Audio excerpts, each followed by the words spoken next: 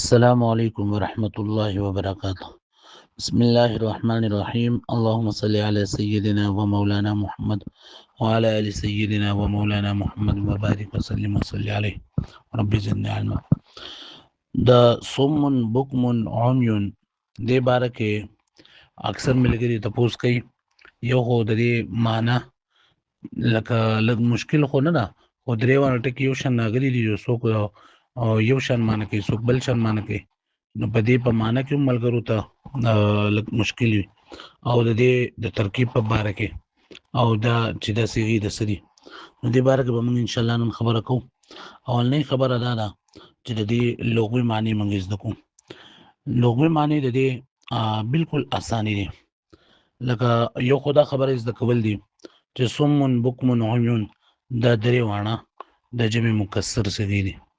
لکه صم بکم عمي د فعل په وزن باندې جمع مکسر، جمع کسرت، غیر منتهى الجموع او ځانو کې یو وزن فعل ده. نو د صم دا هم د جمع صيغه ده، او بکم هم د جمع صيغه ده، او عمي هم د جمع صيغه ده. د دې د یادول لپاره بالکل آسان طریقه دا ده چې صم په دې په شروع کې صاد راځي، او سماعت اوریدل د عربی کې سماعت ونه په دې کې سین نه او سین صاد یو مخرج ده.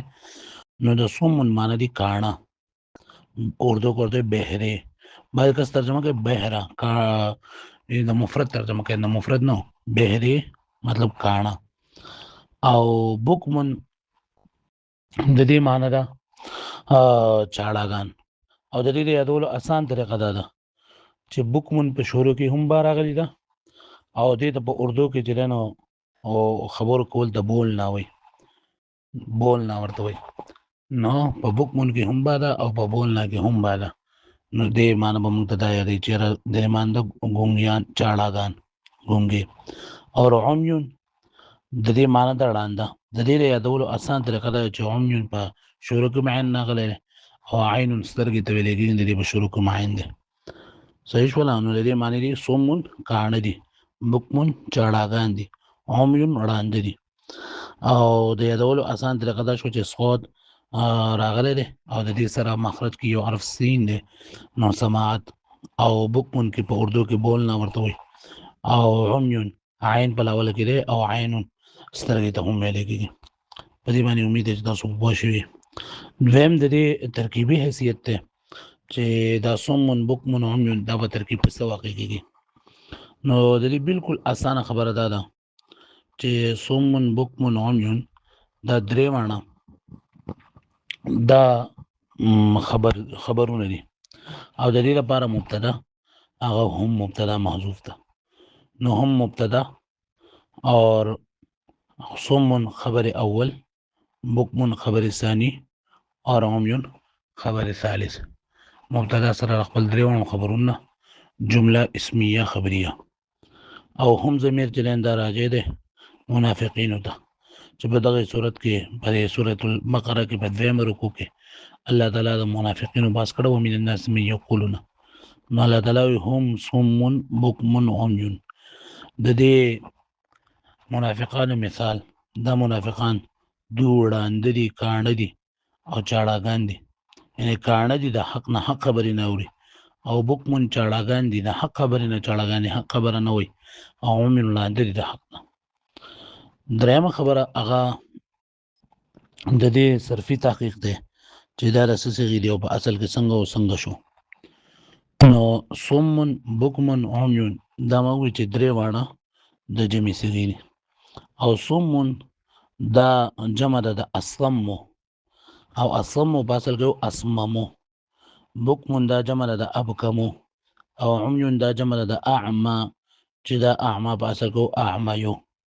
نو اسممو ابکمو اعميو. په دې کې بعضی ملګري دا غلطي کوي چې هغه اصم ابکم، نو دا تنوین په ونه په دې کې تنوین نه ویل کېږي ځکه دا غیر منصرف دی. او غیر منصرف ولې دي؟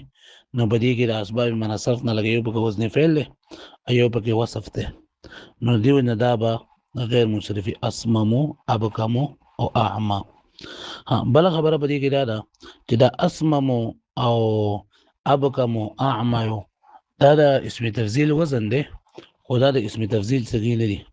ځکه موږ د صرف په قاعدو کې دا خبره کړې ده چې اسم تفضیل دا د غیر ثلاثي مجرد نه هم ناراضي او په کوم صيغو کې چې اگر چې دا ثلاثي مجرد نه لیکن پای کې د لون معنوي یا پکې د عیب معنوي داغې نه ثلاثي داغې نه اسم تفضیل ناراضي او په دغه وزن باندې یعنی د اسم تفضیل په وزن باندې د بیا راځي صفت مشبه نو اسممو ابکمو اعما د درې معنی چې نه ده د صفت مشبه صيغې دي او د اسم تفضیل صيغې نه دي بعض کسان دا معنی کوي چې سومون دا جمع د اسممو ده او معنی ډیر زیات کارونه دي ډیر زیات چاړهګان دي ډیر زیات لاندې دي او دا خبره غلطه ده نو دا د اسم تفضیل صيغې نه دي د صفت مشبه صيغې دي صحیح ولا نه اسممو دا بیا اسمو ته څنګه جوړ شوی دی نو مضاف قاعده به کې چلل چې دوه متجانسین متحرک راغلي متجانس اول نه ما قبل چې د ساکن دی نو د متجانس اول حرکت یو ما قبل تور کو